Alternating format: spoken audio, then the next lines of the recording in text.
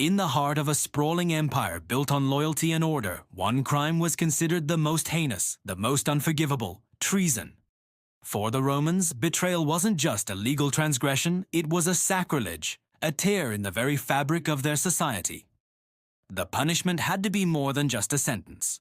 It had to be a message, a spectacle of power designed to echo through the ages. Rome, the eternal city, a dazzling metropolis of marble and might, where gods and mortals walked the same cobblestone streets. But beneath the veneer of civilization, of law and philosophy, lay a primal fear of chaos, a terror of the enemy within. The greatest threat to Rome wasn't a barbarian horde at the gates, but the traitor whispering in the Senate, the conspirator plotting in the shadows of the Forum. The concept of treason, or per duello, was one of the oldest and gravest charges in Roman law. It meant waging war against the state, aiding its enemies, or attempting to subvert the republic. Later, under the emperors, this expanded to include maestas, an offense against the majesty of the Roman people, and by extension, the emperor himself. Even a poorly chosen word could be twisted into an act of betrayal. When a citizen of high standing, a senator or a nobleman, was accused of treason, the process began not with immediate violence, but with the chillingly formal theater of Roman law. The accused would be brought before the Senate or a special court. Witnesses would be called, their voices echoing in the Grand Basilica, their testimonies painting a picture of conspiracy and deceit. Friends would turn against friends, and families would be torn apart by suspicion. The air itself would grow thick with paranoia. If found guilty, the traitor's journey into darkness began. The sentence was often damnatio memoriae, the damnation of memory. This was a fate many Romans feared more than death. It was a systematic erasure from history. The traitor's name would be chiseled off public monuments, their statues toppled and melted down. Their portraits would be burned, their homes demolished, their property confiscated by the state. It was as if they had never existed.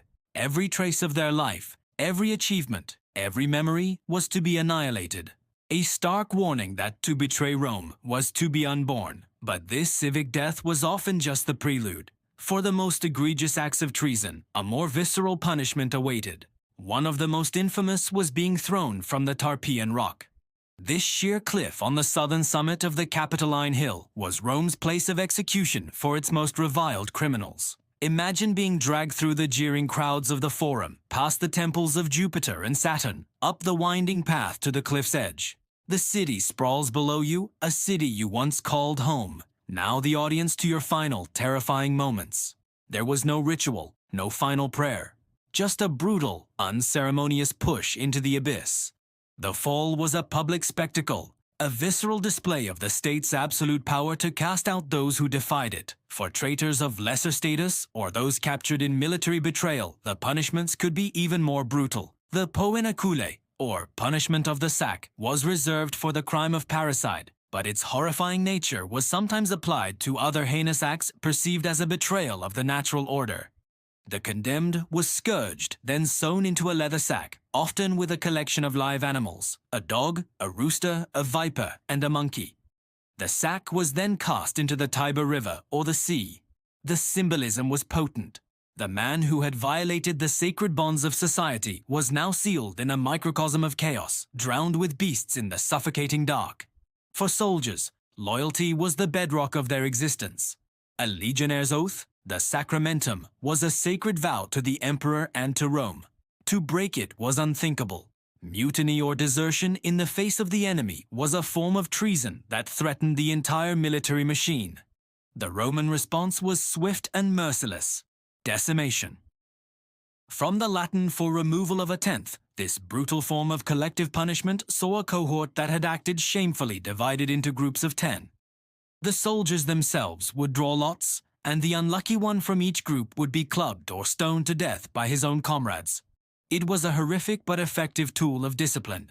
It forced soldiers to police themselves, transforming their fear of the enemy into a greater fear of their own commander's wrath.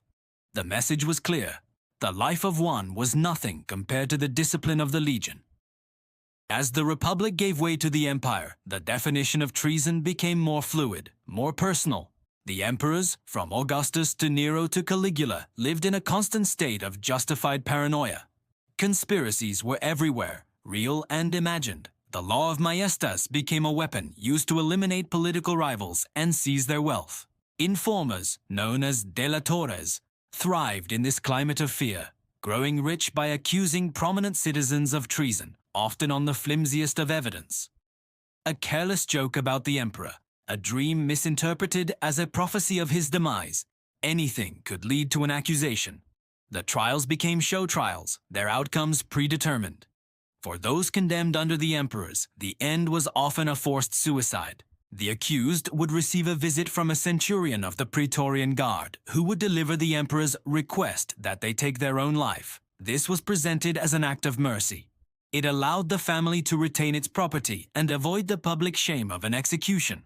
The victim would open their veins in a warm bath, a quiet and controlled end in the privacy of their own villa. But it was no mercy. It was the ultimate expression of imperial power, the ability to command a person to kill themselves and to be obeyed.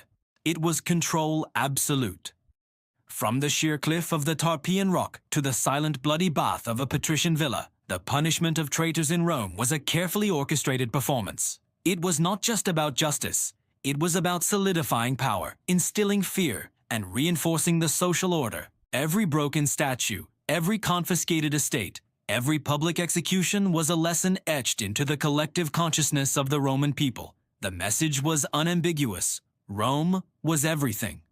The individual was nothing. Betray the empire, and the empire will not just end you, it will erase you.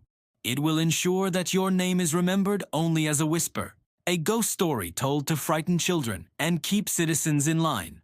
For in the grand, unforgiving theater of Roman power, the final act for a traitor was always oblivion.